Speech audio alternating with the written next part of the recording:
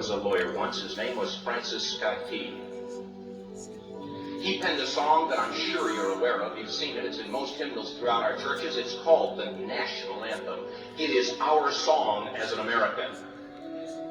We go, however, to a ball game. We stand in our church services and we sing the words of that song, and they float over our minds and our lips, and we don't even realize what we're singing. Most of us have memorized it as a child, but we've never really thought about what it means. Let me tell you a story.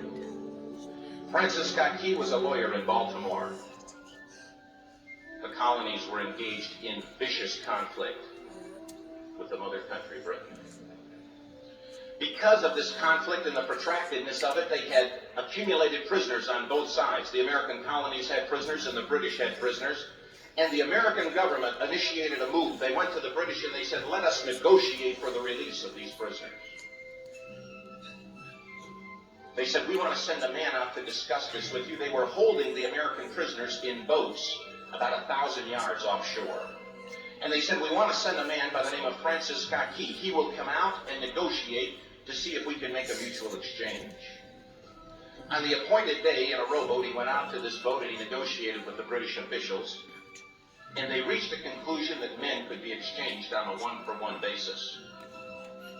Francis Scott Key, jubilant with the fact that he'd been successful, went down below in the boats, and what he found was a cargo hold full of humanity, men. And he said, men, I've got news for you tonight. You're free. He said, tonight I have negotiated successfully your return to the colonies.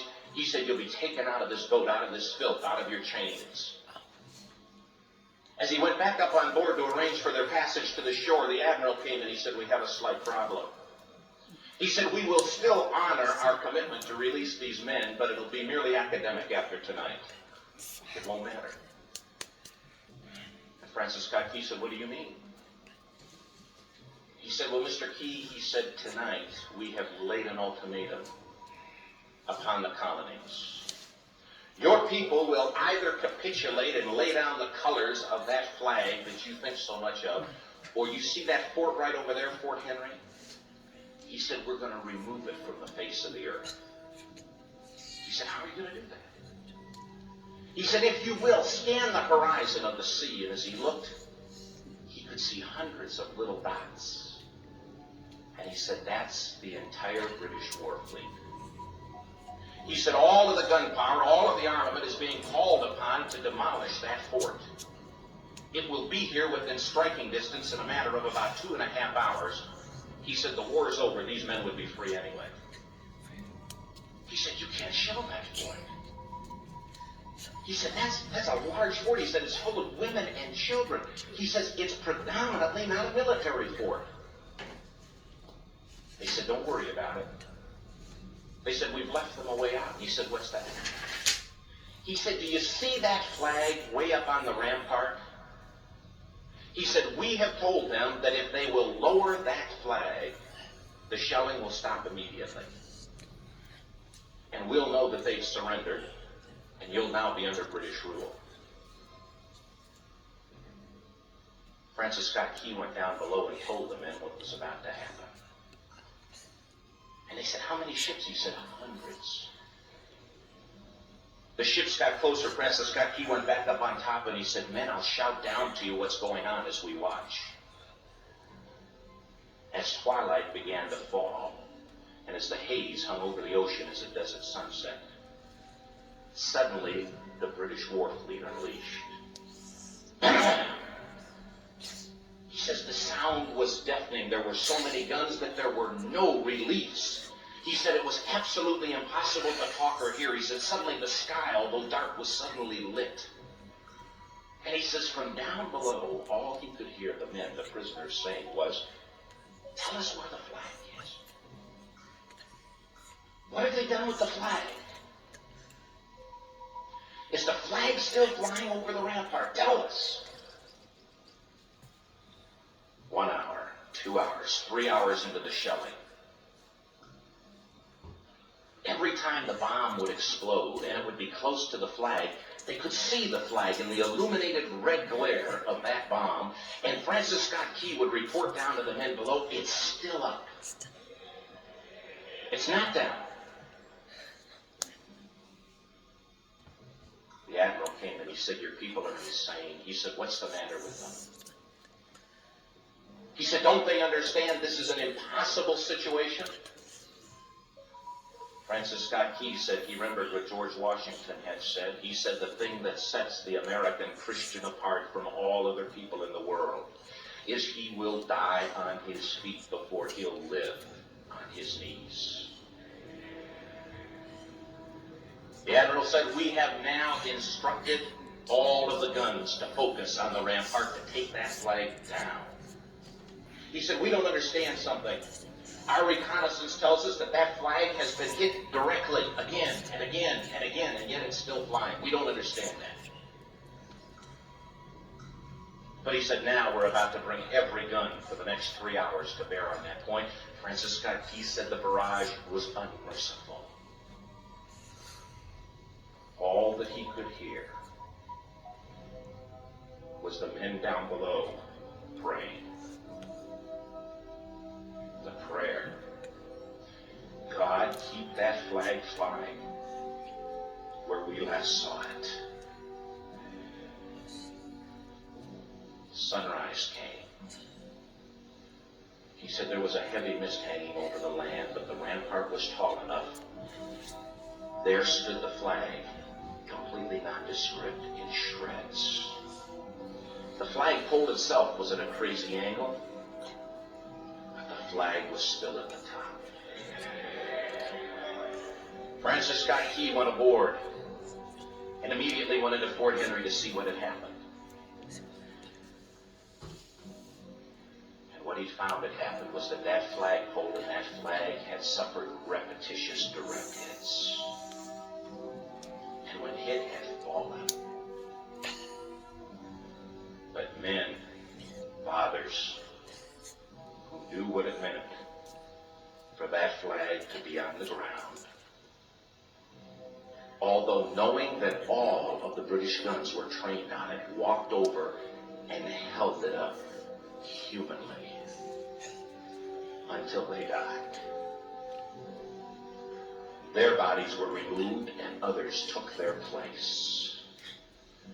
Francis Scott Key said what held that flagpole in place at that unusual angle were patriots' bodies.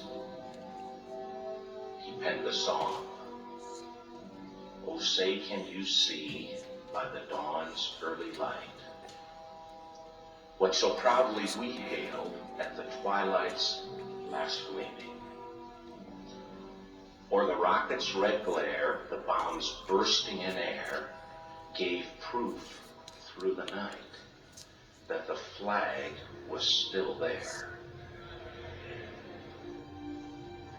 Oh, say, does that star-spangled banner yet fly and wave o'er the land of the free and the home of the brave? The debt was demanded. The price, it was paid."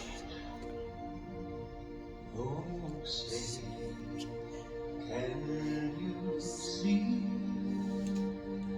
by the dawn's early light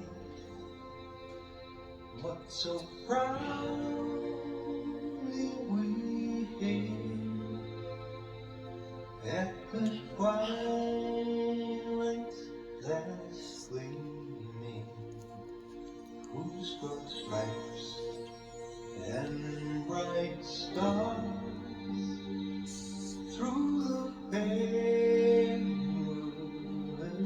fight o'er the ramparts we watched were so gallantly streaming, and the rockets red glare, the bombs bursting in air, gave proof through the night that our flag was still there.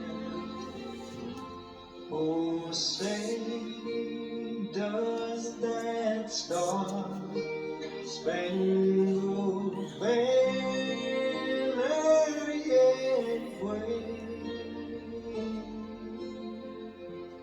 o'er the land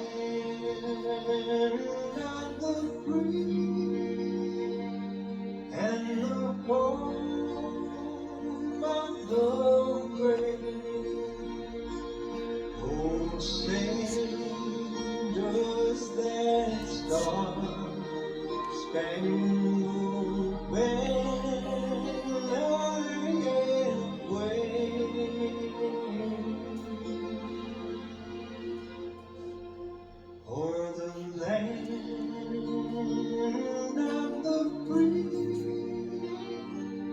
and the home of the brave?